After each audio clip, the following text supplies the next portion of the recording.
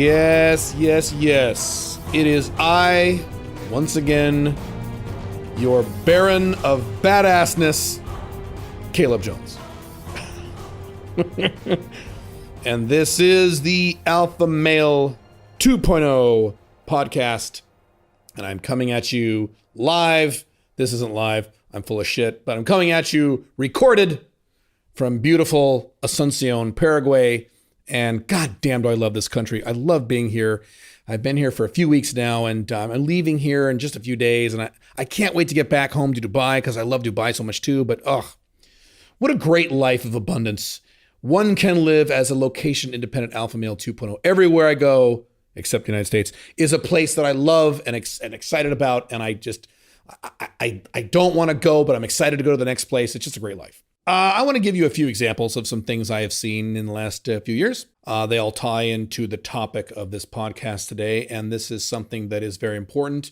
This is a very strong component of false societal programming, and very likely you are suffering, at least to some degree, with the condition that I'm about to describe. So I once saw, maybe 2 years ago or so, I saw a thing on YouTube. It was one of those political shows. These two guys were talking. And they were both guys of the same political persuasion. And they were talking about alimony laws in the state of California. And as I have talked about, and I have said this way before it was cool to say that California sucks and you should move out of California, which is a new phenomenon in the last year or two. I have been saying for 10 years plus that California is perhaps the worst place, not in the United States, but perhaps the worst place in the entire world for the alpha male 2.0 to live, both in terms of dating and relationships and women, and in terms of business, finance, taxes. It is horrible across the board for both of those things in most parts of at least Southern California. Maybe you could make an argument for Northern California, maybe, but not really. And California is one of the worst places, not in the United States, but in the entire world, to get married. And the reason for that is, there are many reasons, but the big reason for that is, when you get legally married in the state of California, if you get divorced and the marriage has lasted longer than 10 years, you are forced at gunpoint to pay alimony to that woman for the rest of her life. The rest of her life. The only exception to that is if she gets legally married again. And what women do in California when they get divorced, they get that free check. They don't want to give up on that free check. So they just move in with the new boyfriend and never legally marry him. And the ex-husband is literally paying for this woman's entire lifestyle and paying for her boyfriend. And if he doesn't do that, he actually goes to jail. And yes, if you were wondering, if you think that's bullshit, men have gone to jail for not paying alimony. Men have gone to prison for this. Yes, yes, yes. This is not bullshit. This happens all the time. I've talked to many men where this happened. And as I've talked about in the past, what happens with women in marriages in California is that they get fed up with their husbands, which is what women are biologically wired to do. Women are biologically hardwired to leave men eventually. That's how they're wired. That's how they're designed. And so when, not if, when they start getting bored or frustrated with their husbands, they go to the divorce attorney and they say, I think I want to divorce my husband. What do I do? And the divorce attorney says, well, how long have you been married? And she'll say something like, well, 8 years or 9 years. So let's say she says 8.5 years. He says, what does he say? The divorce attorneys in California say, okay, here's what you do. Just suck it up for a year and a half. Just play dumb for a year and a half. Just put up with this shit for a year and a half. Then the day after your 10th anniversary, then file divorce papers, because then he's got to pay you alimony for the rest of your life. It's like winning the lottery, sweetheart. And these women go, ooh, okay. And so if you look at the divorce statistics in the state of California, right at the 10-year mark, you see this huge spike in divorces because women wait to divorce their husbands to get that cash right at the 10-year mark. And so these two guys on this YouTube channel were debating this. They were talking about this. And one guy, and I want to reiterate, they were both of the same political persuasion. This was actually a left-wing YouTube channel. So these were both pretty hardcore left-wing guys. And one guy was saying, I can't believe this. Isn't that insane? Isn't that ridiculous? That is absolutely ridiculous. They've got to change the laws. And in no way is that fair to the man. That is absolutely horrific and bullshit. And the other guy said, well, what's wrong with it? And the other guy said, well, are you insane? What do you mean what's wrong with it? And the second guy said, well, but that's how it is. That's the law. And the first guy was like, so what if it's the law? Just because it's a law doesn't mean it's right. It is a terrible, destructive, repressive, unfair, destructive law. And the second guy said, but that's the law, but that's how it works. That's just how it works here. Because they're both in California. And it went back and forth like that for 10 minutes. The first guy making correct points about what a horrible concept and what a horrible law it is. And the second guy saying, well, yeah, but that's how it is. But that's how it is here. But that's how it is. That's just how it is. He was thinking because it was how it is and because that's how it's been for a long time, therefore it's a good idea and you should just accept it because that's how it is. It is how it is, therefore it is normal. That's what he was saying. When I used to talk about politics on my blogs, and I don't anymore, but when I used to talk about libertarian politics, and even if I bring it up occasionally in my normal news stuff, like my YouTube stuff or what have you, invariably I would get guys who say, well, if you're a libertarian, I mean, how would you pay for poor people? How would you support a welfare state if you didn't have an income tax? And I would say you wouldn't have a welfare state. And these people are baffled. Usually they are young guys or left-wingers. They go, well, how could you not have a welfare state? How could you possibly have a thriving society without a gigantic welfare state? And I said, well, I don't know. Maybe you should look at a history book at the United States prior to the 1940s when there was no welfare prior to the 1940s in the United States. And prior to the 1940s, the United States went from a few backwater farmers to the greatest power in the entire world in less than 120 years with zero welfare. How did they do that? And they just kind of look at you. They just kind of, give this blank stare. Because it's the way it is, because they have experienced a welfare state their entire life, they just think, well, that's how it is. It is how it is, and therefore it is normal. Whatever we have today is normal because that's how it is. One of the many reasons people still get divorced, the divorce rate is still so high. Not one of the reasons, the only reason is because people still get monogamously traditionally married. They still have not figured out, maybe logically they figured this out, but emotionally they haven't. They have still not figured out that traditional marriage doesn't work anymore. And it hasn't worked for at least 25 fucking years. But people in their 30s, for the most part, people in their 20s don't do this anymore, but people in their 30s still get fucking married in massive numbers, even though they know they'll probably get divorced. Why is that? Because they look around and they see everyone else getting married. They say, well, everyone else is doing it, therefore it must be normal, therefore it must make sense. There is a concept called naturalistic fallacy, or another thing it's called is the appeal to nature fallacy. And stated how it was originally stated in philosophy circles is, it is natural, therefore it is good. So that would be the philosopher that says, well, war is natural to the human condition, therefore it's good. So millions of people killing millions of other people, that's part of the human condition, therefore it's good, because it's natural, right? Now, as time has gone on, naturalistic fallacy has morphed into something slightly different, and that is basically this. It's like this, therefore it makes sense. So for example, I wrote an article a while back on my blogs analyzing all the tax numbers the typical American pays. And the typical American pays anywhere from 51 to 70% of his entire income in some form of tax, either a tax he sees or a tax he does not see. And Americans today have lived with that system their entire lives. So they just say, yeah, we are taxed at 50 to 70% of our income, therefore it makes sense. I've had Americans tell me this. How else would you support a country without paying 50% income tax? And to them I answer, well, you might want to check out Hong Kong. Hong Kong was, before its recent problems, the number one economy in the world. And for most of its existence, it had a flat tax of about 15% or less, with superior schools to the United States. How do you explain that? And these people just go, what? Huh?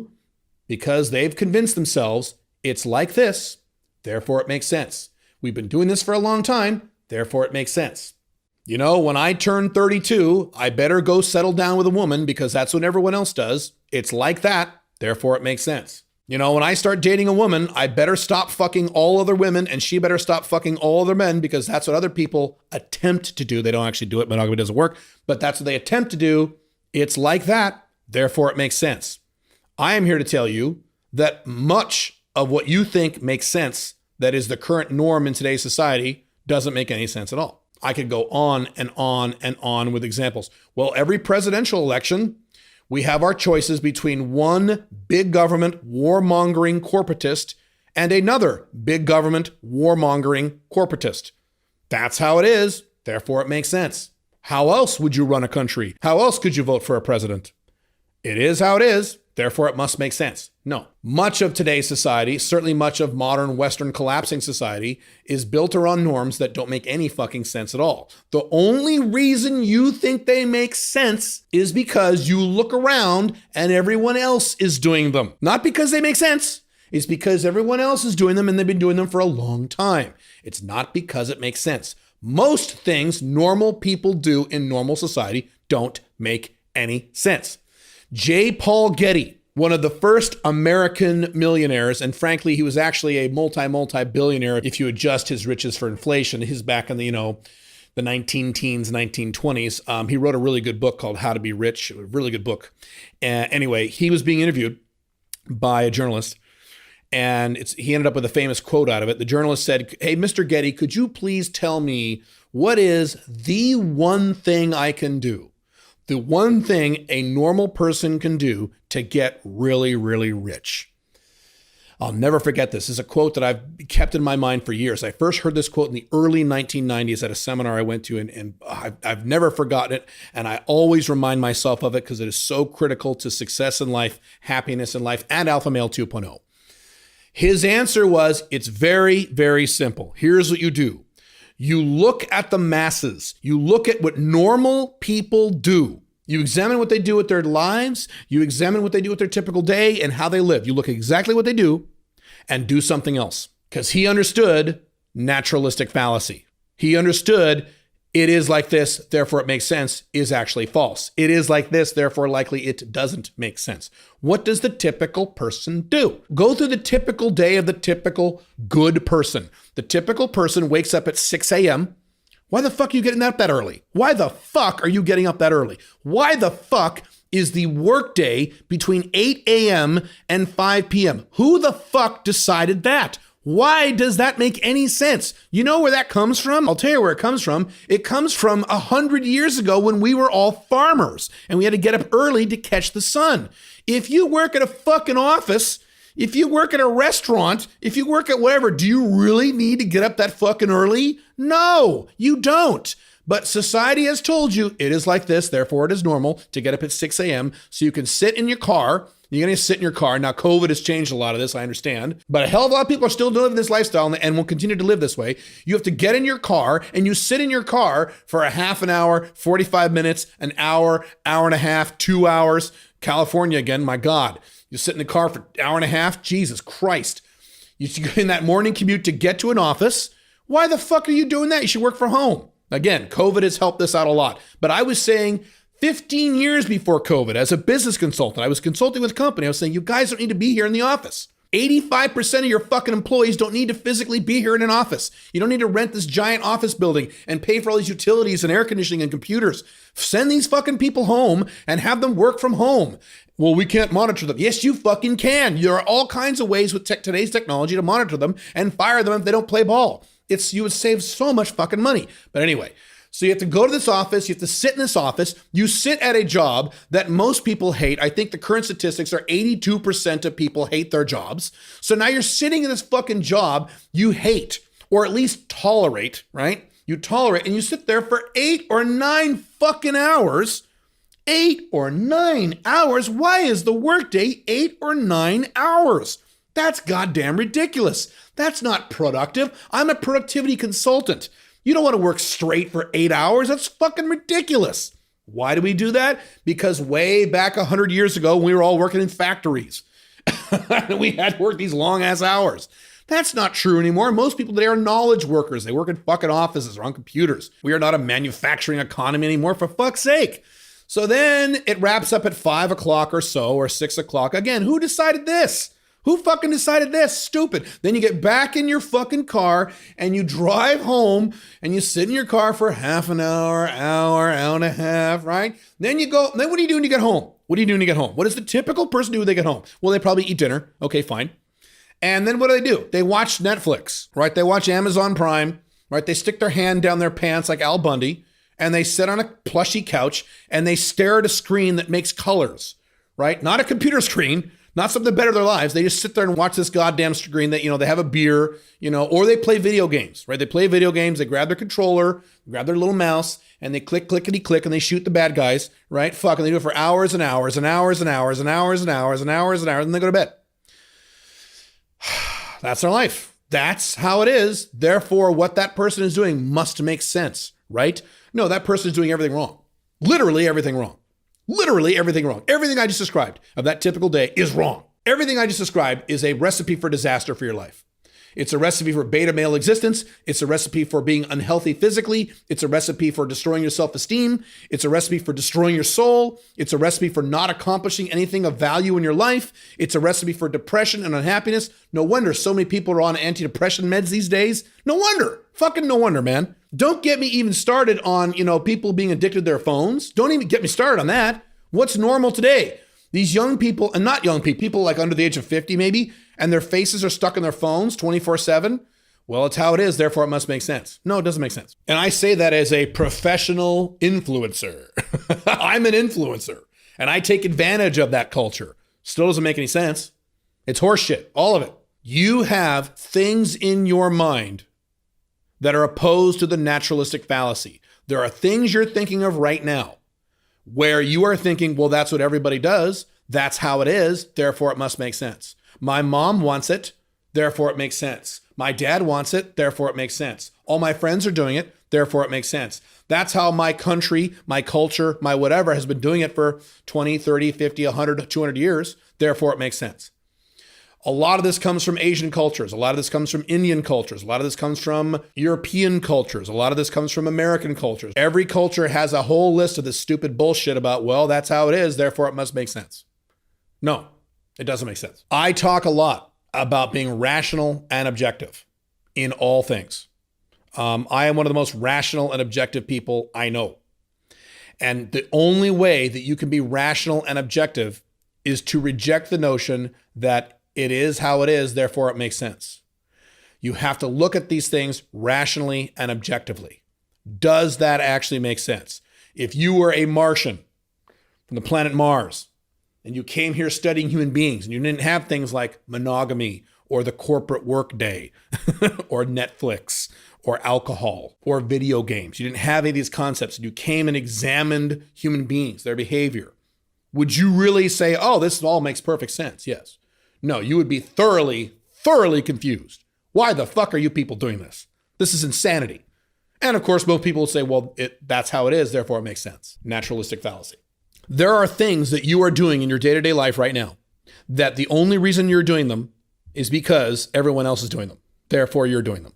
I promise you, there are things you're doing in your typical day-to-day life right now, and the only reason you're doing them is because everyone else is doing them. Or you've done them for a long time and you're just in a stupid habit. You're not doing them because they make you happy. You're not doing them because they make any sense. You're doing them because everyone else is doing them, or that's the way you've always done it, or that's the way people in our industry have always done it, or that's the way men in my culture have always done it, or what have you, or that's the way my family has always done it, therefore I'm going to do it. There are things you're doing right now in your day-to-day life that are making you unhappy, that are making you a beta male or keeping you a beta male, that are making you scared to take action, scared of the world, that are making you lonely, that are making you depressed, that are making you angry. Certainly if you're into politics on the internet, these things are making you angry for literally no reason, because I've discussed this in prior podcasts, how politics it doesn't accomplish anything these days other than to make you more angry. There are things you're doing that cause damage to your life, and the only reason you're doing them is because you're looking around and saying, well, that's how it is, therefore it must make sense. I don't do this. My entire life is a rejection of that concept. My entire life is I do things that make sense.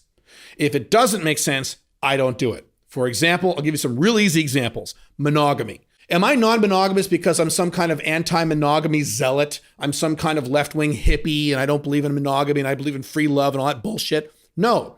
Monogamy is a system that doesn't work. Therefore, I don't do it. I don't utilize systems in my life that don't work.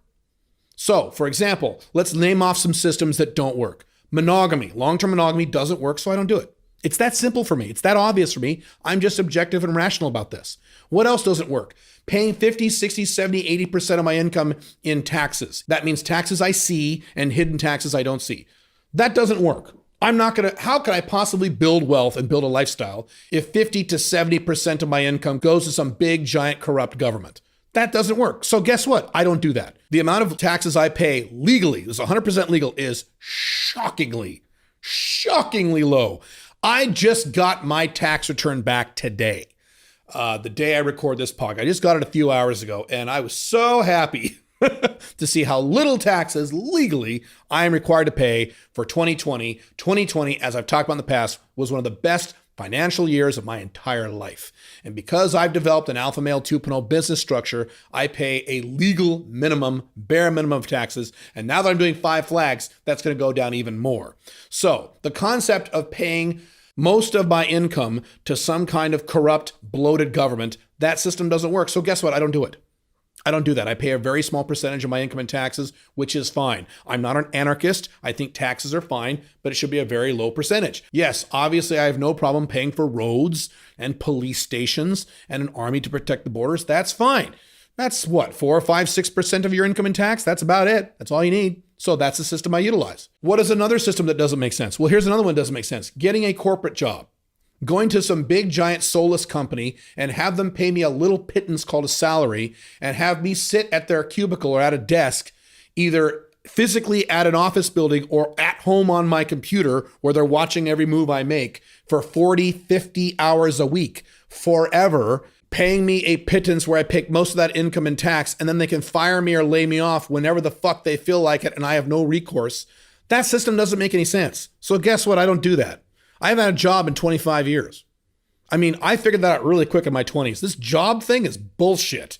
How the fuck am I going to live my life when I have a job? Oh, by the way, another thing about having a job.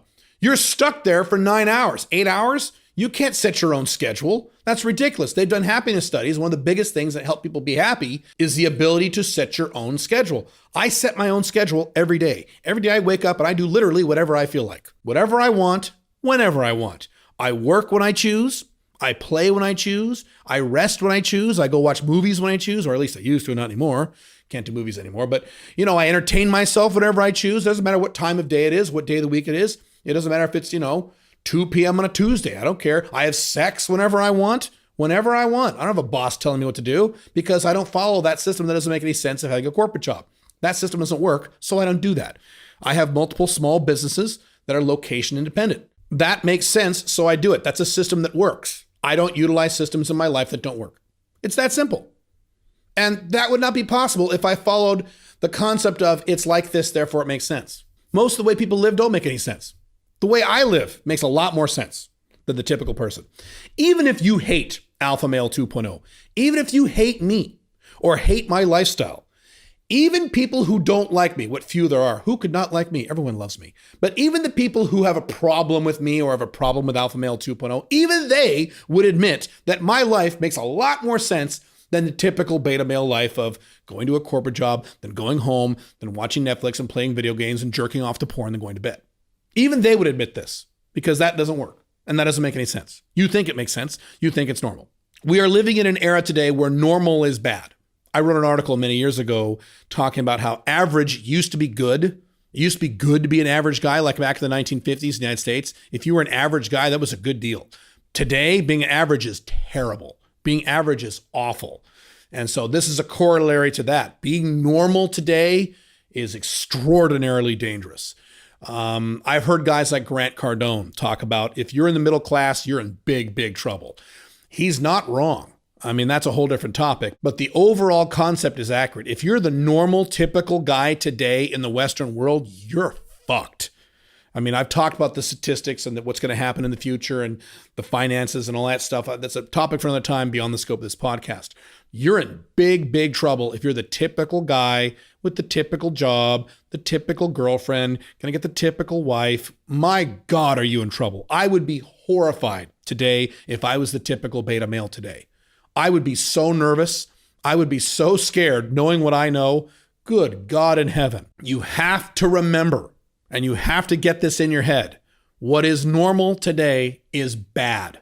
What is normal today doesn't make any sense. The fact that it's normal should be a red flag to you, not a green light for you. And I mean that literally in all the major areas of life, from your work to your woman life, to your social life, even to your physical health, all these areas. Everything is bad, just about everything across the board. If it's normal, you don't want to be normal.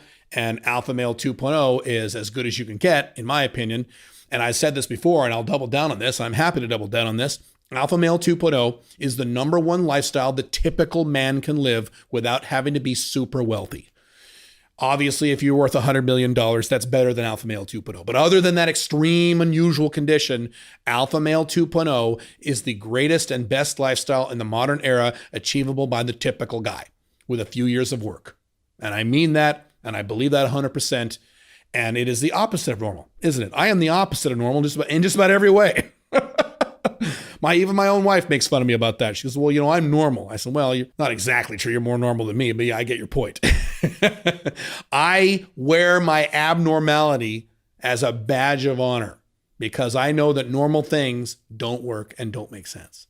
And you've got to get there. And if you're not there yet, and most of you aren't there yet, or at a minimum, you've got a few things. Maybe you've cleaned out a lot of your societal programming, but you've got a few things left in your head about these normal things that your mom wants you to do, or your friends want you to do, or people on Instagram want you to do because it's normal, so you should do them, right? Wrong. You shouldn't. Remember this. It's big. It's huge.